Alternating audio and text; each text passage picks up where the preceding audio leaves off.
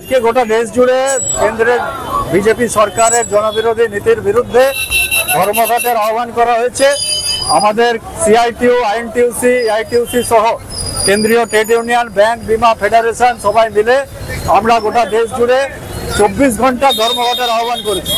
এই ধর্মঘটকে সফল করার জন্য সাধারণ মানুষ যখন এগিয়ে আসছে, আমরা যখন শান্তিপূর্ণভাবে আন্দোলন করছি, বিক্ষোভ করছি, আমরা মিছিল মিটিং করছি, তখন এই ধর্মঘটকে ভাঙার জন্য কেন্দ্রের বিজেপি সরকারের হয়ে দালালি করছে রাজ্যের তৃণমূল সরকার। পুলিশ দিয়ে আমাদের ধর্মঘটকে ভাঙানোর চেষ্টা করছে। আমরা তীব্র প্রতিবাদ জানিয়েছি। আমাদের কিছু কমরেডকে অ্যারেস্ট করেছে, আমরা তাদেরও মুক্তির দাবি করছি। অবিলম্বে যাতে সবাইকে ছাড়া হয়। 4 জন অ্যারেস্ট হয়েছে এখনো পর্যন্ত। এখন কি চাইছেন আপনারা? আমরা অবিলম্বে মুক্তি চাই, যাতে হচ্ছে যে সমস্ত যারা নিরপরাধ আমাদের কমরেড শান্তিপূর্ণ আন্দোলন যারা করছিল তাদেরকে যাতে বিনা শর্তে মুক্তি দেওয়া হয় এবং হচ্ছে এই ধর্মঘট যাতে আমরা সফল করতে পারি। আমরা সেই জন্য আমরা আন্দোলন, আমরা প্রচার আমরা চালাচ্ছি। আমরা এই কারণে আজকে রাস্তায় রয়েছি।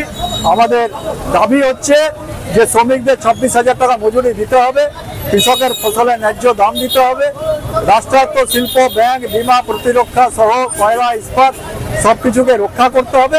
এই দাবি নিয়ে লড়াই চলছে। 100 দিনের কাজ চালু করার দাবিতে লড়াই চলছে, কিন্তু সেগুলোকে ভেঙে দেওয়ার জন্য আজকে আমাদের উপরে আক্রমণ করা হচ্ছে। সুপ্রিয় রায়।